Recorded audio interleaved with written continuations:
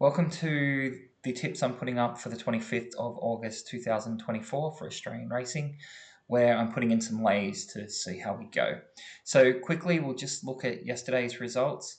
Yesterday we had 39 selections. If you stuck to the suggested odds, you got $3.86 on a $30 liability for the lays, which is not too bad. That's over 10% of that liability.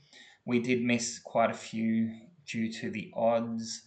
If you looked at it without taking into account the odds and just taking what was available, we ended up making $7.11 for the day. So a good start to spring racing.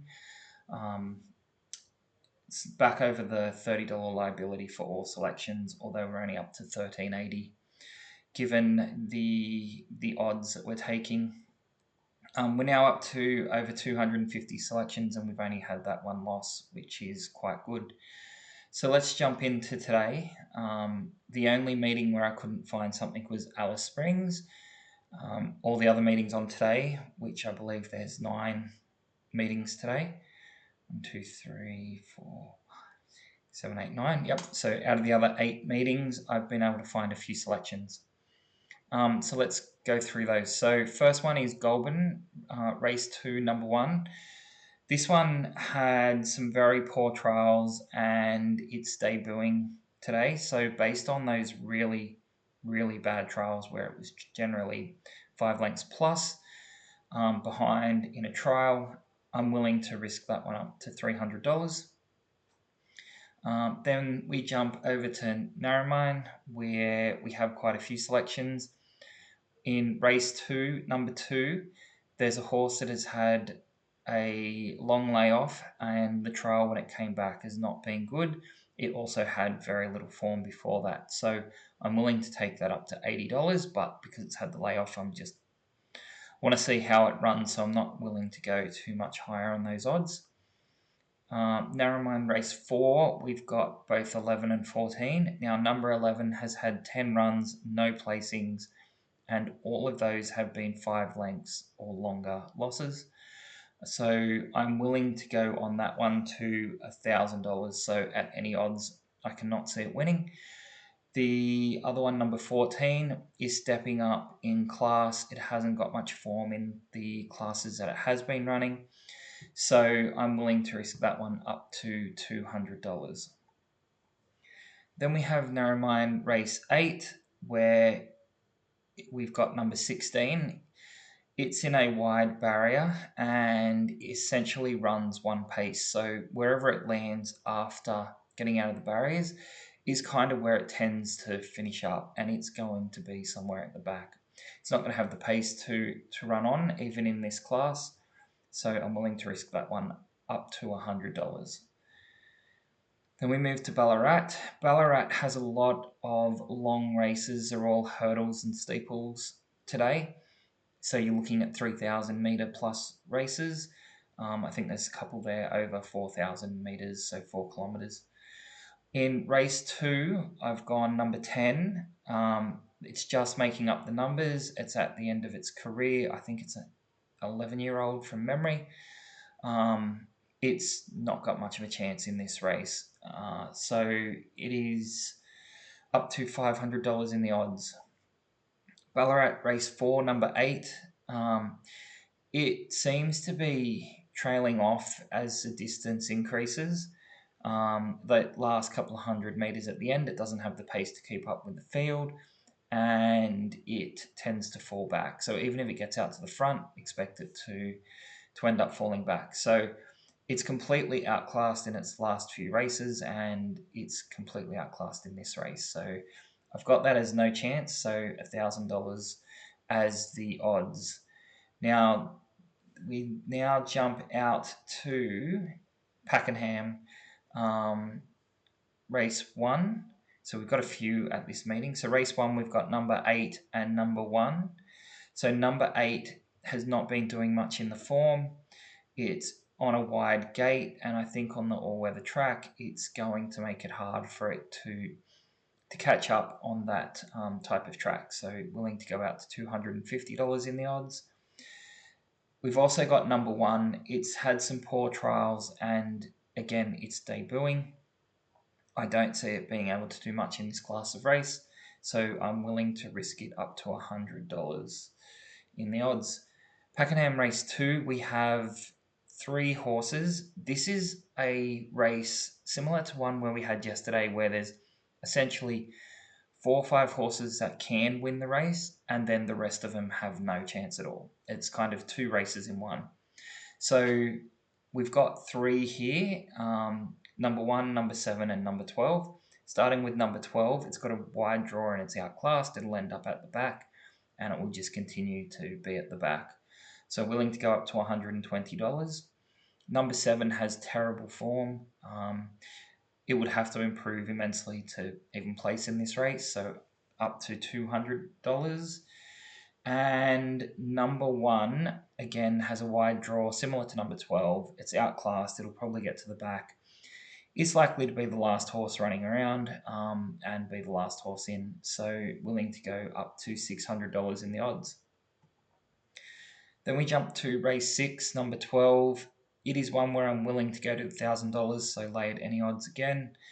It has a wide draw. It's a very old horse. It's got terrible form, and the jockey is not up to the other jockeys that are in this race in making any tactical decisions to get ahead. So it's lay at any odds. It'll probably go off close to 1,000 from what I can see.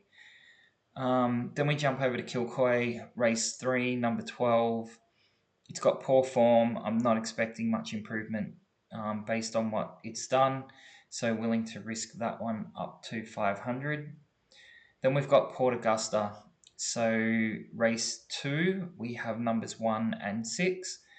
Number 1 has poor form since returning from a spell. It probably needs more of a break. It was just a short break. It had performed when you go back in the form, but recently it looks like it's too tired. So I don't expect that break's going to help it much, and I'm willing to go to $60. The other one was number 6. It has poor form. It's going to get back to in the back of the field. I can't see it running on in this class of race, so I'm willing to go to $100. The next one is Port Augusta, race 4, number 14. It's completely outclassed in the last few races and didn't do much, and now it's stepping up in class. So the step up in class plus the no form in lower class races just doesn't give me any hope. So I'm willing to go up to $80 in the odds. And then Port Augusta, race 6, number 12. He's got a poor barrier. He hasn't run on very well when he's been in poor barriers. I expect it to be at the back.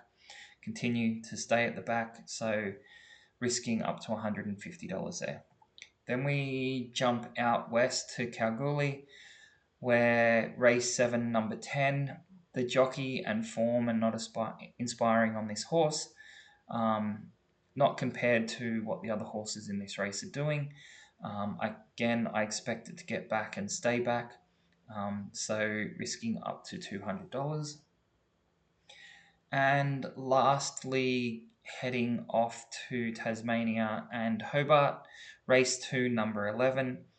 It looks like it won't be able to get the distance. It seems to struggle in the 800 to 1100 metre races. I'm pretty sure this is a 1200. I expect it to try to get to the front and then just run out. That's pretty much the selections for today. So if I have a quick look at the number, we have 20 selections, which is a fairly good number for today. You will notice that a lot of the things that I do look for is a horse that will get back in the race and won't run on. The reason I don't like those horses getting up the front very often is they get to the front, they can sometimes hold the front, sometimes they can ping out to a lead and the other horses just don't have time to catch them. And you generally do find horses that are towards the front of the pack are the ones that are going on to win. Those that also have to run on from the back can run into traffic and can essentially get blocked for their runs. So I'm always looking for horses that might end up back half of the field, or horses that may ping out of the gate quickly, but then don't have the pace during the race and will move towards the back end of the field before they hit the straight. So just something to look at if you are laying. It's not all horses at the back. Some horses have a turn of foot and can pick up that speed in the straight, and some courses such as Kembla Grange, Flemington, have very long straights, so they have time to catch up. Whereas if you look at somewhere like Moonee Valley, it's a much shorter straight, and those horses at the back tend to struggle to catch up. Okay, I'll leave it there. Yesterday we had a great day. We got all 39, so let's see if we can get another 20 today. Again, I'd be hoping on the $30 outlay, disregarding odds, we're getting somewhere around the $1.50, $2. With the odds, if we get $1.50, I'd be pretty happy. If you're following, hopefully you are making some profit on these. I know I'm only putting the numbers for $30. You don't make much on lays with small amounts. You do need to use larger amounts, but $30 is a good starting point for most people, and it is the minimum that you can lay using the website on BSP. Okay, I'll leave it there, and hopefully we have another winning day. I will try to get the tip for Wednesday out by Wednesday morning for the pros versus bookies competition on Betfair. Enjoy your weekend. See ya.